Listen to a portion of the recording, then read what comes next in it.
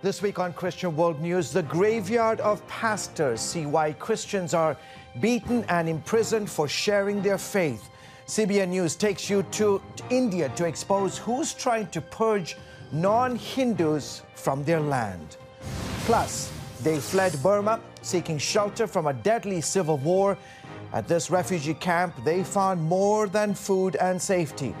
Many are finding Jesus. And a humanitarian disaster in Africa. Sudan is on the brink of famine. The most at risk, 700,000 children who are facing starvation.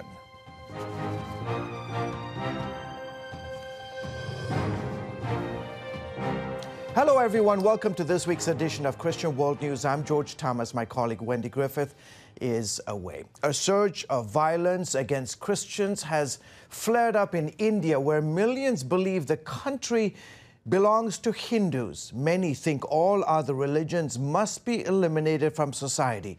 Human rights groups accuse India's Prime Minister of supporting this very extremist view, and several states have enacted laws to punish non-Hindus.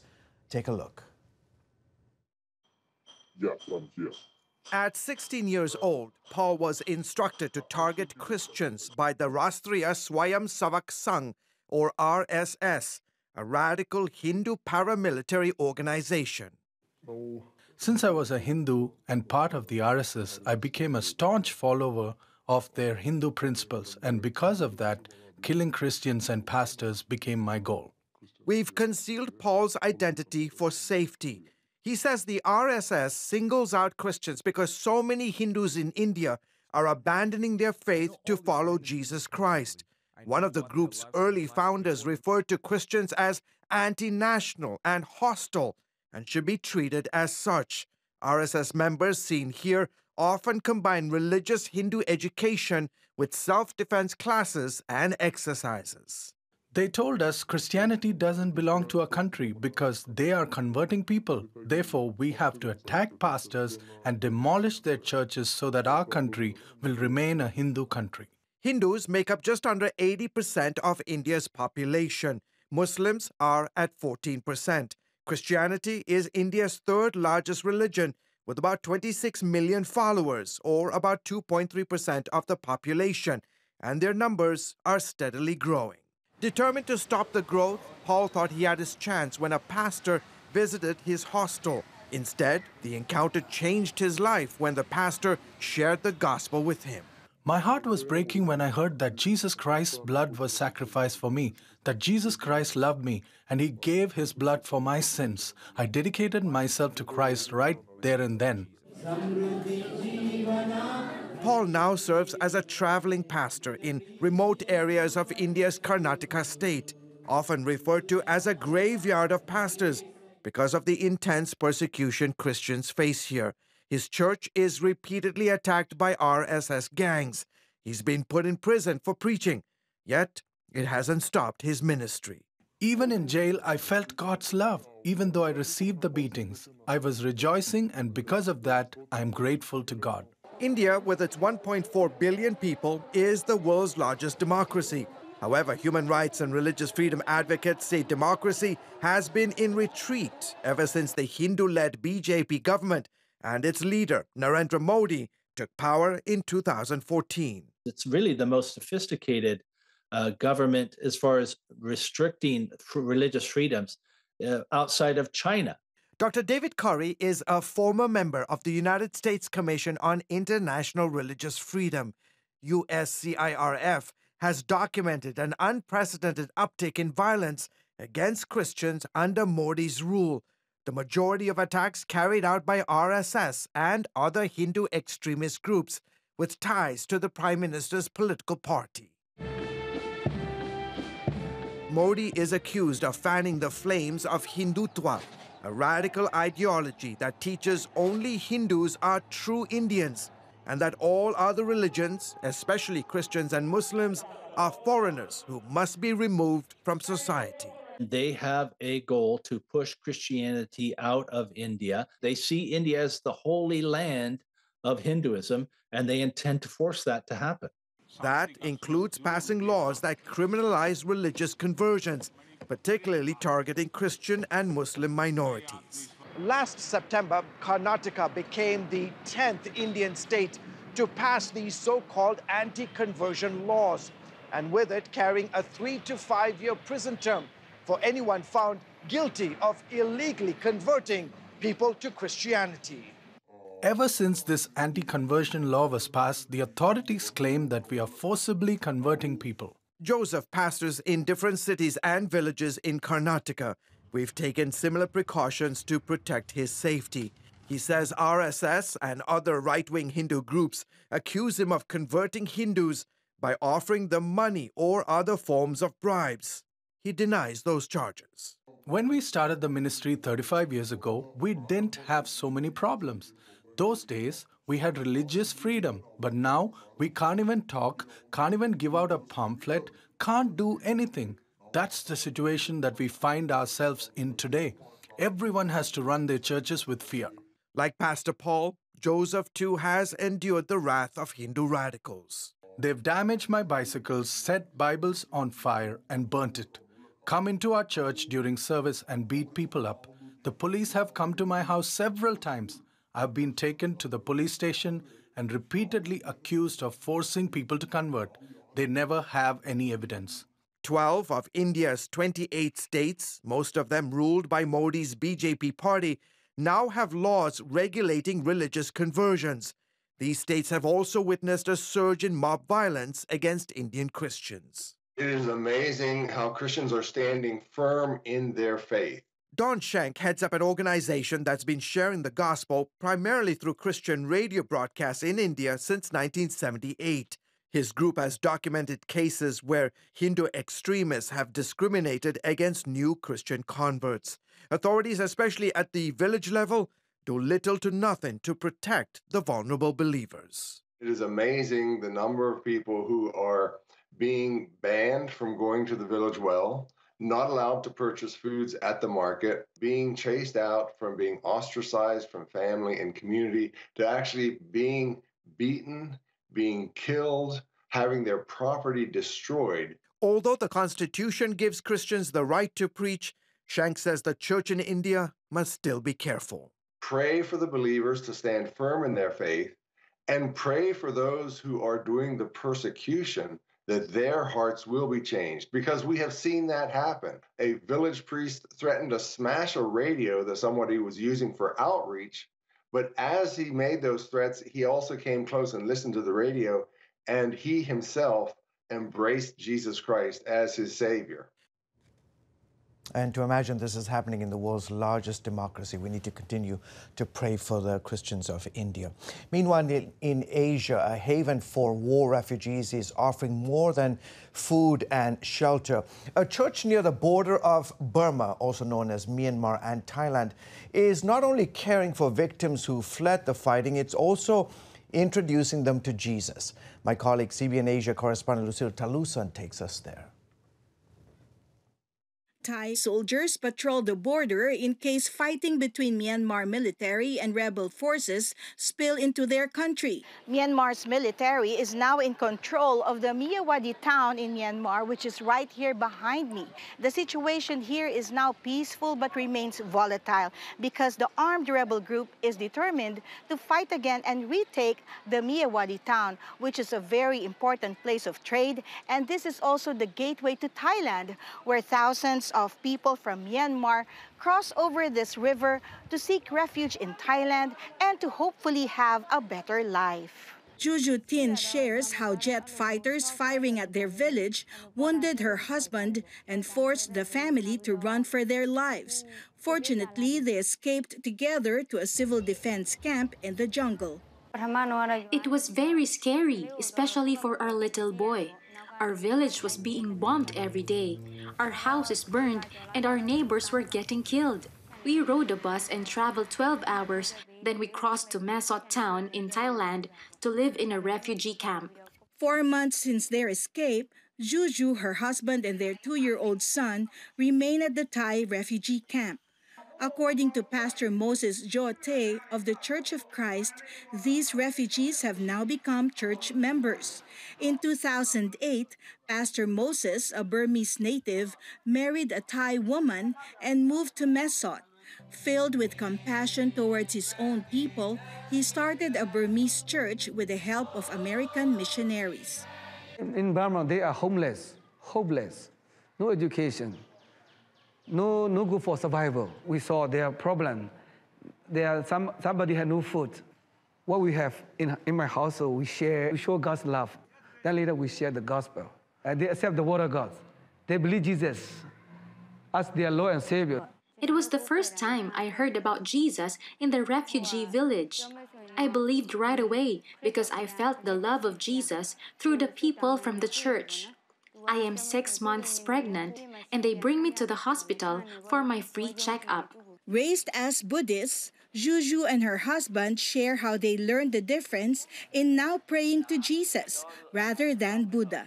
The God of the Buddhist is only an idol, but the God here, Jesus, died and rose again to save the people, to save me. He is alive because he can hear my prayer. I prayed for work, and after a few days, I got a job. I am a refugee, but God saved me. I am thankful to God because now I know that our family has a good future. While no one knows the future of Myanmar, one positive result from the war is how a growing number of refugees now know Jesus Christ and can enjoy true peace and freedom. Lucille Talusan, CBN News, Mesot, Thailand.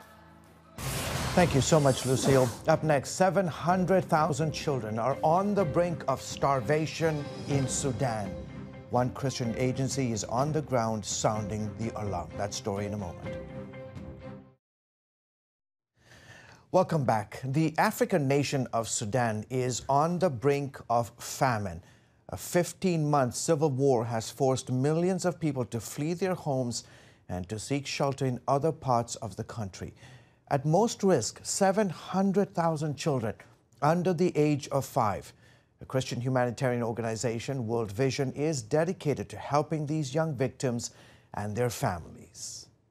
World Vision CEO Edgar Sandoval is just back from the region, and he joins us now for more. Mr. Sandoval, great to have you on the broadcast. Where did you go, and tell us what you saw? I went to the region, specifically to the border between Chad and Sudan, to speak to some of the refugees who are fleeing Sudan. And what I can tell you is that Sudan is quite possibly the worst place for a child to live. It's really unimaginable, the situation in the country. This is the largest displacement crisis in the world, the situation in Sudan. And it is now the largest hunger crisis in the world. Almost 25 million people in Sudan are in need of humanitarian aid. That's more than half the entire population of the country. But George, perhaps the most troubling statistics I will give you today is that almost 4 million children, 4 million, are today already acutely malnourished, with over 700,000 of them on the brink of dying if they're not treated immediately. You had a chance to meet with refugees. What did they tell you about their situation? George, I've been to many challenging places around the world, and every single one of those crises is heartbreaking. But I will tell you that what I saw at the border between Chad and Sudan is at a whole other level. People are desperate. I've never seen the levels of hopelessness and despair. I spoke with a 5-year-old boy named Atum and his mom, Kaltum. Well, this boy weighs only 26 pounds. That is half the normal weight of a healthy boy his age. And what his mom told me just blew my mind. People at the border in this settlements where they're fleeing for their safety, they're fighting amongst themselves for anthills. Yes, anthills. You see, they dig up the anthills and look for the millet that the ants have stored so they can have something to eat. Edgar, are we talking about mass starvation here? Well, I will tell you that for the latest statistic, 4 million of them are acutely severely malnourished, and 700,000 are on the brink of dying, and it's getting worse. Now, that's the bad news. That's the bad news. But I'll tell you, there's some good news, George, and here it is. Did you know that 89% of children that are severely malnourished but are treated by World Vision, they make a full recovery, but only if we can be on the ground and with the resources needed to treat them. What I would like to ask your audience is, listen, if you're able to, help us help these precious children, each and every one of them created in the beautiful image of God. And any little amount helps. So if you would please consider going to worldvision.org, we'll give you all the information you need, and you can make maybe a one-time donation to our Hunger Relief Fund. I'm reminded, George, of the Jesus Christ we follow is very clear about his heart for the poor, for the hungry, for the marginalized. James, in chapter 1, he talks about what true religion is, right? Taking care of the orphans and the widows in their distress. We have seen a lot of orphans and widows at the border between Chad and Sudan. All right, terrific. We'll have to leave it there. Edgar, thank you so much for coming on the broadcast. World Vision CEO Edgar Sandoval, again, pleasure to have you on. Thank you, George. Up next, schools out for summer. When classes resume this fall, there will be new faces on campus, including school chaplains. See why so many states are welcoming them into the classroom. And welcome back to the broadcast. From gender identity to mental health struggles, school-age children face serious challenges today. To help students, a number of states are allowing volunteer chaplains to serve as counselors in public schools. For example, Florida Governor Ron DeSantis recently signed a measure into law in his state. Charlene Aaron reports on this growing trend. After this law takes effect July 1st, the process will begin as volunteer chaplains apply and undergo background checks. Then it will be up to school districts, individual students, and their parents to take part. No one's being forced to do anything, but to exclude religious groups from campus, that is discrimination. You're basically saying that God has no place. That's wrong. And it's a great thing. My dad was a preacher. I'm a preacher's kid, and it's great. More than a dozen states have proposed measures to allow chaplains in public schools. 17 states are involved in chaplain legislation. Just recently, it passed out of both houses of Louisiana. We expect it to be sent to the governor soon. It's happening around the country because it is so needed. Florida House Speaker Paul Renner believes chaplains can possibly offer alternatives for students, pointing out that guidance counselors in the state had allowed and even encouraged students to transition to the opposite sex without their parents' consent. They were giving them different clothes to wear, changing their name without ever telling their parents. And if this is the kind of guidance they're getting from guidance counselor, I think it's about time we have a different perspective in the middle of the school that does respect our values. This push for chaplains comes as mental health issues among students are growing and schools face a shortage of counselors. According to the American School Counselor Association, the disparity for the 2022-2023 school year came in at a ratio of 385 students to one counselor. The recommended number is 250 to 1. Rocky Malloy leads the National School Chaplains Association. I got news of 2 children that committed suicide. One was in 8th grade, one was in 10th grade. And it's schools that did not have chaplains. The chaplain's role is to prevent that type of calamity from happening. In 2023, Texas became the first state to allow school chaplains to help counter a decrease in qualified mental health professionals and growing teacher burnout. The idea that our teachers now are experiencing high levels of trauma and PTSD, that is something new that's happening in education, and our teachers need support. Chaplains are great to help our teachers through this. Texas Board of Education member Julie Pickren says chaplains have also resulted in making schools safer. A chaplain in Texas was key in one of our school districts at noticing what was happening with the students and what was going on with these young girls, and brought it to light to the sheriff and was instrumental in identifying this human trafficking ring in a school district in Texas. Critics, however, claim chaplains could do more harm than good. One concern being their only requirement is passing a background check, and that schools notate a chaplain's religious affiliation. The American Civil Liberties Union of Florida stating, "Public schools are not Sunday schools, and chaplains are not school counselors.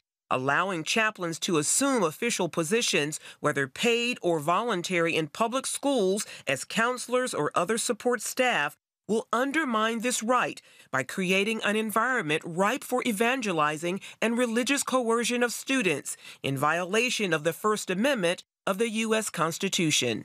A claim Renner disputes. The Constitution prohibits the establishment of a religion, for example, forcing us all to be Catholic or Baptist. It does not in any way, shape, or form, despite a lot of effort to say otherwise, prohibit the free exercise of religion. And so the left has done a good job of trying to get Christians out of the public life altogether. Meanwhile, in Oklahoma, the Satanic Temple is seeking to take advantage of this movement, threatening to deploy its ministers into schools if the state approves a measure allowing chaplains. That's something the state's education chief, Ryan Walters, strongly opposes, saying Satanists are not welcome in Oklahoma's schools. 60 years ago, they said they did something. They said, we don't need God or spirituality in school. Look where it took us to today. God is back. The chaplain is the perfect person. They're the spiritual source of a school. Charlene Aaron, CBN News. You can get Christian World News delivered straight to your inbox. To sign up for our weekly email update, just go to cbnworldnews.com. We'll be back right after this. Finally this week, CBN's Operation Blessing is helping people escape poverty by building their own businesses. Wycliffe is a husband and father of 3 in Nigeria. Manual labor jobs were scarce, and his family went without money for food, rent, and school. Then Operation Blessing provided him with the opportunity to run a food cart, and he was able to make a good profit. He's thankful for Obi's help when he had nowhere else to turn. Obi doing great work around the world. Folks, that is it for this week's edition of Christian World News. Until next week, from all of us here at the headquarters of the Christian Broadcasting Network, we wish you a fantastic weekend and a wonderful week ahead. Goodbye, and God bless you.